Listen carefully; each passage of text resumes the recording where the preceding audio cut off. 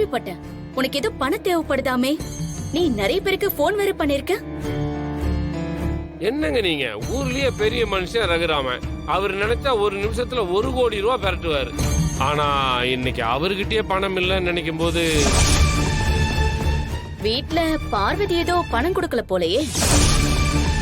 என்னங்க பண்றது? வீட்டு சாவியை வேற இப்ப பார்வதி கையில கொடுத்துட்டாங்க. அப்ப அவ சொல்றதையும் கேட்டுதானே ஆகணும். உன்னை இப்படி பாக்குறதுக்கே எனக்கு ரொம்ப கஷ்டமா இருக்கு ரகுராம். ஏமா என்னம்மா பண்றது? குடும்பத்துல யாருமே ஒரு பேச்ச கேக்குறது இல்ல. ஊருக்கே தலைவரா இருந்தாரு, இப்போ அதுவும் இல்லன்னு ஆகி போச்சு. ஊர்ல இருந்த மரியாதையும் போச்சு, வீட்டுல இருந்த மரியாதையும் போச்சு.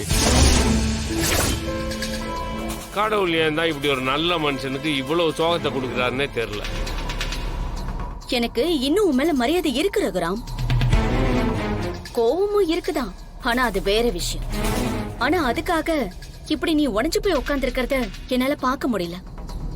யார் யார்கிட்டயோ பணம் கேக்குற, ஏன் என்கிட்ட கேட்டா நான் கொடுக்க மாட்டேனா? அண்ணே, உடனே வீட்டுல இருந்து 5 லட்சம் ரூபாய் எடுத்துட்டு வந்து ரகுராம் கிட்ட கொடுங்கண்ணே. நமக்கு அவருடைய கௌரவம் தானே முக்கியம். தேவையில்ல.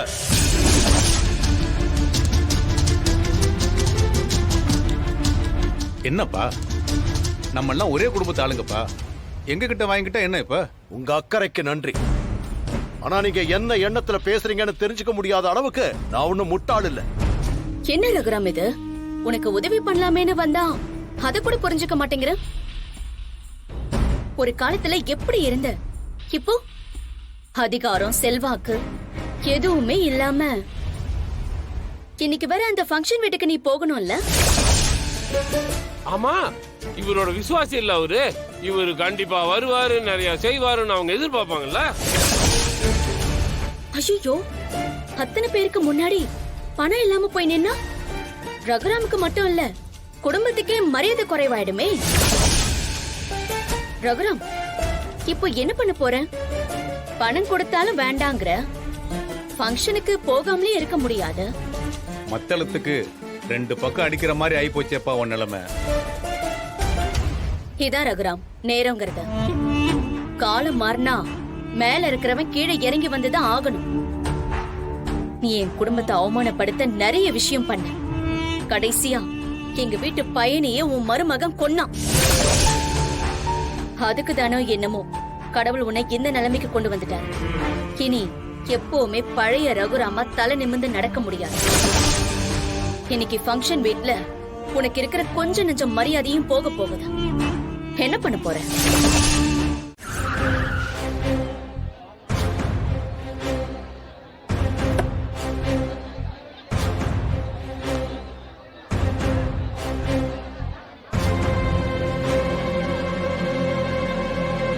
ஐயா வணக்கம் ஐயா. வணக்கம் ஐயா. வணக்கம் ஐயா. நீங்க வந்ததுல ரொம்ப சந்தோஷங்க ஐயா. வாங்க ஐயா. வணக்கம். ஐயா என் பையன் ஐயா.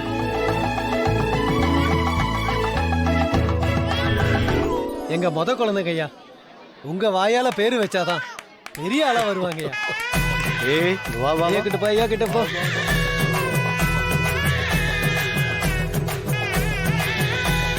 சக்தி சக்தி சக்தி. இந்த வாங்கி. கொடுங்க ஐயா. நல்ல பேருங்க ஐயா, எங்களுக்கு ரொம்ப பிடிச்சிருக்கு.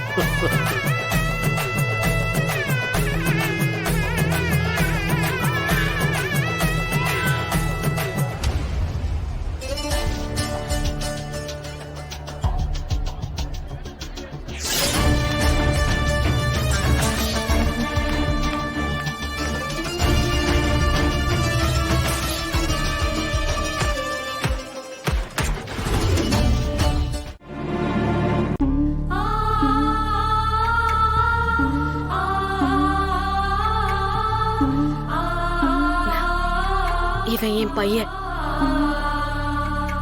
ஈஸ்வர். அங்கிள்க்கு ஹாய் சொல்லு. Hi uncle. ஹாய்.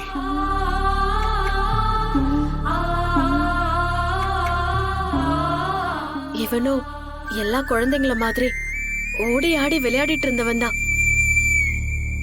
3 வருஷத்துக்கு முன்னாடி நடந்த ஒரு ஆக்சிடென்ட்ல இவனுக்கு கால் என் ஹஸ்பண்ட் இப்போ இல்ல. நான் தனியா தான் இவனை பாத்துக்கிறேன். இப்ப என் உலகமே இவன் தான். இவனை விட்டுட்டு என்னால எங்கேயும் வர முடியாது. உங்க நிலைமை எனக்கு புரியுது. பிள்ளைங்க வாழ்க்கையில கஷ்டம் வரும்போது அது பெத்தவங்க நிம்மதியை எடுத்துரும். என் பொண்ணுக்கும் அப்படி ஒரு கஷ்டம் இருக்கு. அவ வாழ்க்கையே முடிஞ்சிருச்சுன்னு நினைச்சுக்கிட்டு இருக்கா. இப்பதான் அவளுக்கு நம்பிக்கை கொடுத்து அவ கவனத்தை விளையாட்டுல மாத்திருக்கேன். அதனாலதான் நான் உங்களை தேடி வந்தேன். உங்க கஷ்டமும் எனக்கு புரியுது. உங்க பையனை பத்திரமா பாத்துக்கிறதுக்கான எல்லா உதவியும் நான் செய்யறேன். நீங்க என் பொண்ணுக்காக வந்து இல்ல சார், ஒரு பொண்ணோட ஆசையை நிறைவேற்ற நினைக்கிற அப்பாவா நீங்க இருக்கீங்க. அதுக்கு நான் மரியாதை கொடுக்கறேன். ஆனா என்னால இனிமே யாருக்கும் கோச்சிங் கொடுக்க முடியாது. அந்த மனநிலையிலயும் நான் இல்ல. இப்போதைக்கு என் பையனை கவனிச்சுக்கிறது மட்டும்தான் என்னோட வாழ்க்கையா நினைக்கிறேன். சோ ப்ளீஸ் இதுக்கு மேல என்ன ஃபோர்ஸ் பண்ணாதீங்க. சரிங்க, இதுக்கு மேல உங்களை தொல்லை பண்ண நான் விரும்பல. நான் வரேன்.